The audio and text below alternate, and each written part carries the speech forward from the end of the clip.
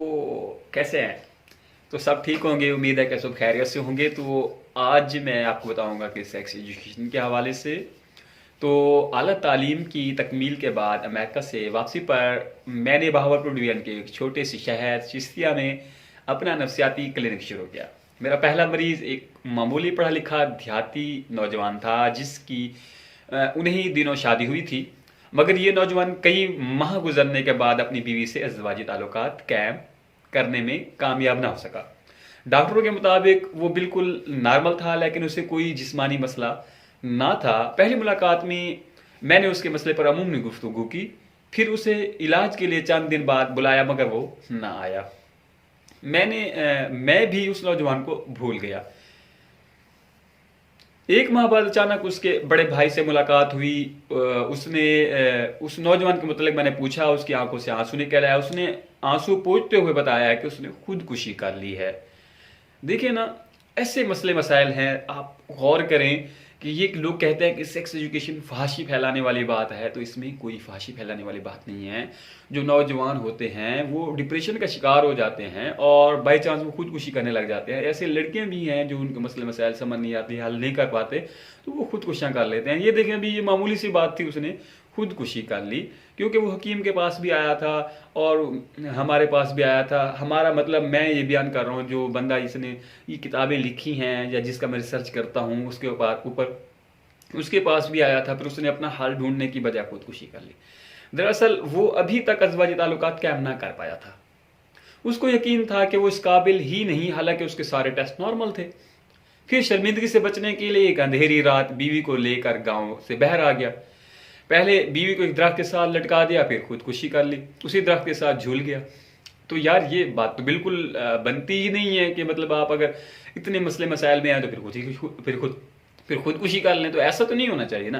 तो इस वजह से ये चैनल बनाने की कोशिश कर रहा हूँ कि जो नौजवान नस्ल है वो बहुत ज़्यादा ही गलती की तरफ जा रही है, तो बहरहाल वो ना जाए, क्योंकि ऐसी इसमें कोई ऐसी डिप्रेशन की बात है ही नहीं। जो डॉक्टर बोलते हैं या और हकीम बोलते हैं वो बिल्कुल सरासर गलत बोलते हैं। हकीकत ये थी कि उसे कोई जिस्मानी मसला ना था, उसका मसला सिर्फ नफ्सियाती था। समझ रहे हैं ना, उसका मसला सिर्फ नफ्सियाती था। उसने हमें मोहलत ना दी कि हम उसकी मदद करते। इसलिए मैं ये वीडियो बना रहा हूं ताकि कोई अगर शर्मिंदगी की वजह से किसी के पास नहीं जाता तो ये वीडियो लाजमी देखें। हालांकि आज के इस इल्मी दौर में इस तरह के मसले को आसानी से हल किया जा सकता है। हम इस तरह के मसाइल हर रोज़ हल करते हैं। गुज़िश्ता दिनों मुझे एक खातून ने फ़ोन किया और बताया कि उसकी शादी को 8 साल हो चुके हैं, मगर अभी तक उसके अज़वाजी ताल्लुकात कायम नहीं हुए। बीवी ने अपने मियाँ को इलाज के लिए भिजवाया। खुदा के फजल से हमारे इलाज से उनकी अज़वाजी खुशियाँ बहाल हो गई। अगर आप लोगों को भी कोई ऐसा मसला है, इशू है, तो आप मेरे नंबर पे भी रब्ता कर सकते हैं। हमारे पास भी ऐसे यूरोलॉजिस्ट और बड़े बड़े डॉक्टर्स अवेल हैं जो आप लोगों की खिदमत और मदद कर सकते हैं, ठीक है ना। इसके अलावा आपको घबराने की ज़रूरत नहीं है। जैसे इमरान खान कहता है कि घबराने की ज़रूरत नहीं है, आपको भी बिल्कुल घबराने की ज़रूरत नहीं है। इस्लाम एक मुकम्मल ज़ाब्ता हयात है जिसने अपने पैरोकारों को ज़िंदगी के हर शोबे में रहनुमाई फरमाई। जनसी ज़िंदगी इंसानी ज़िंदगी का एक अहम तरीन पहलू है। चुनांचे रब्बुल आलमीन ने हज़रत आदम अलैहिस्सलाम के साथ हज़रत अम्मा हव्वा को पैदा फरमाया। कुरान मजीद में इरशाद है कि उसने तुम्हारे लिए तुम्हारे जिन्स से बीवियां बनाई ताकि तुम उनके पास सुकून हासिल करो।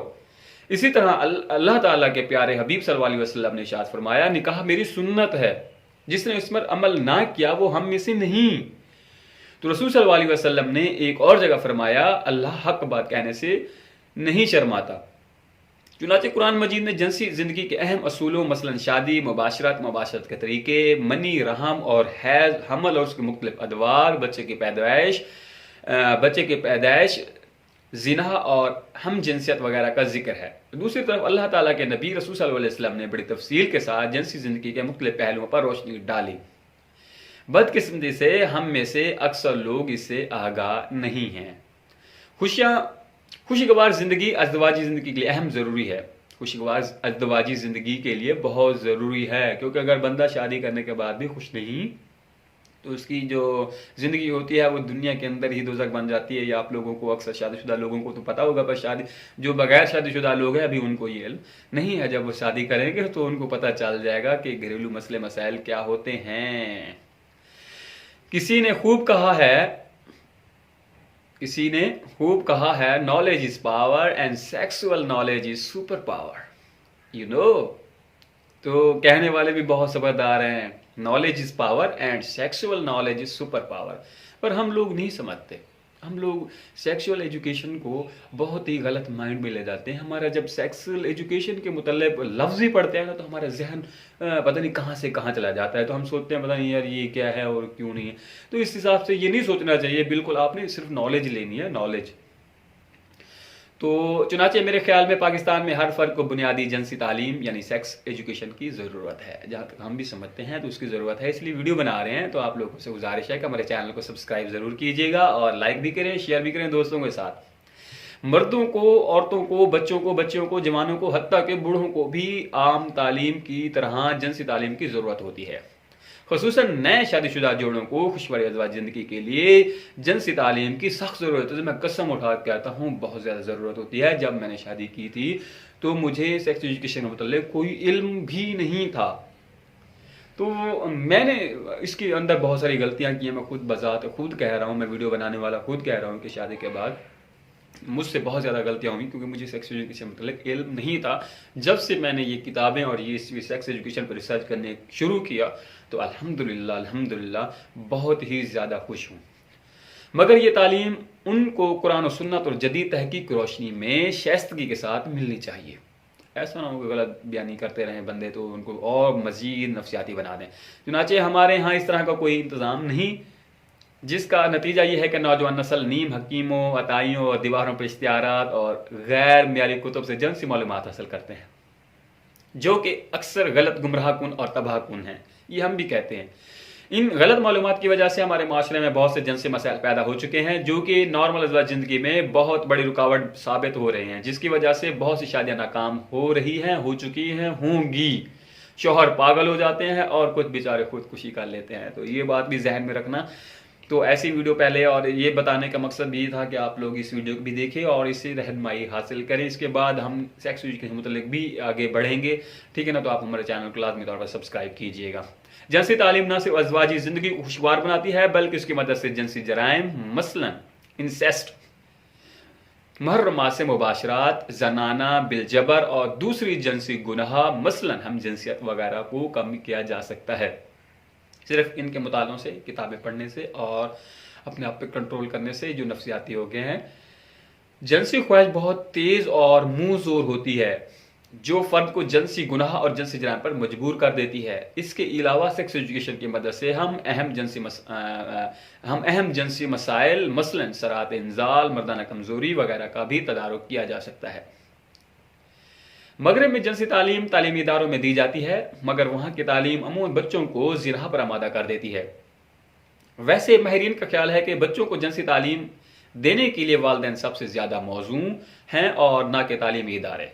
बाप बेटे को और माँ बेटी को ये तालीम दे, लिहाजा वालिदैन को इस हवाले से ज़्यादा मालूमात हासिल करनी चाहिए ताकि वो अपनी आने वाली नस्ल को ये इल्म मुंतकिल कर सकें। मगर बच्चों को ये मालूमात मरहलावार मिलनी चाहिए। मसलन 10-11 साल के लड़कों को इल्म हो कि सोते में उनके उज़्व मखसूस यानी पेनिस से एक ख़ास किस्म का सफ़ेद मादा खारिज हो सकता है, जो कि बिल्कुल फितरी चीज़ है, ना कि कोई बीमारी।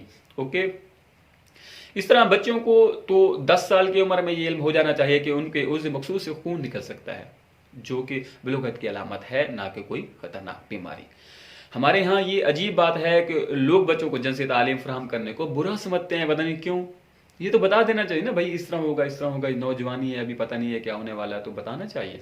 हालांकि ये तालीम मुख्तलिफ अंदाज में मुफस्सल तौर पर स्कूल, कॉलेज और यूनिवर्सिटी की सतह पर बायोलॉजी, फिजियोलॉजी, एनाटॉमी, गायनिकोलॉजी और साइकोलॉजी के मज़मून के तालिब इल्म बच्चे और बच्चों को भी दी जा सकती है या दी जाती है। रब करीम ने कुरान मजीद में और रहमतुल लिल आलमीन सल्लल्लाहु अलैहि वसल्लम ने अहदीस में तफसील के साथ ये ज़रूर फितरी मालूमात फराहम की है।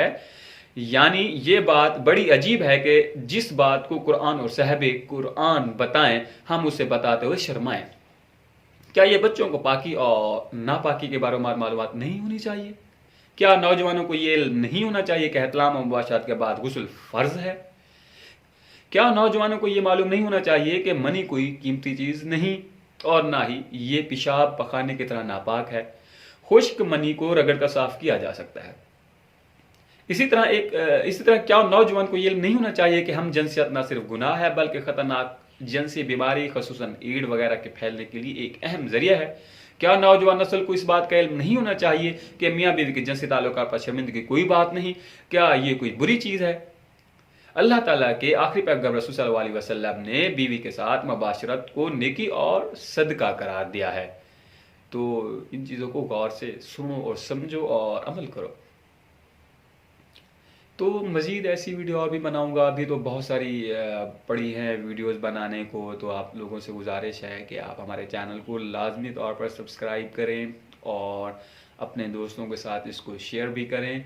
तो ये तो बहुत अच्छी मालूमात है, अगर आप लोग इसको फॉलो करते हैं, इस पर अमल करते हैं, तो मेरे ख्याल में जो ये चीज़ है वो ज़्यादा बेस्ट है।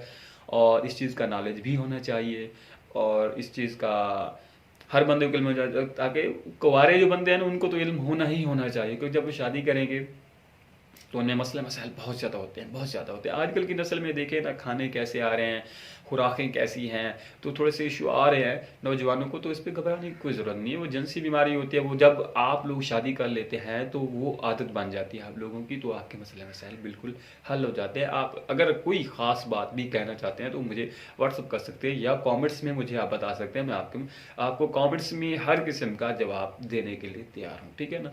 तो मज़ीद अगर कोई मसला मसाइल भी है आप लोगों को तो आप हमसे रब्ता कर सकते हैं। Thank you. अल्लाह आपको सलामत रखे।